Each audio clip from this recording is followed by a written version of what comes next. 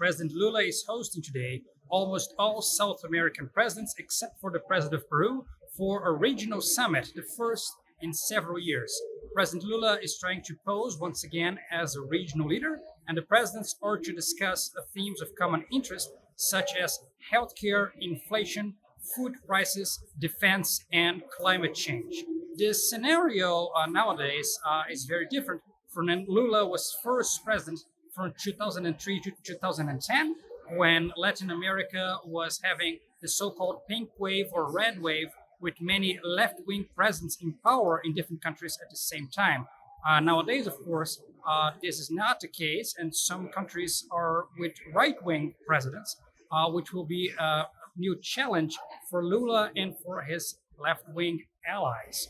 Not all presidents are treated equally. Yesterday, Monday, President Lula had a separate bilateral meeting with the president of Venezuela, Nicolas Maduro, which is under sanctions by the US government and is a far-left president. Millions of Venezuelans have fled Venezuela due to Chavez and Maduro's regime. Lula is an ally to President Maduro and has said yesterday in a press conference that Maduro needs a new narrative to counter the effects that Venezuela is actually a dictatorship. Initially, Lula wanted a more informal meeting than here at the Foreign Affairs Ministry, and in fact, the invitation for the South American presidents mentioned some sort of informal gathering or meeting.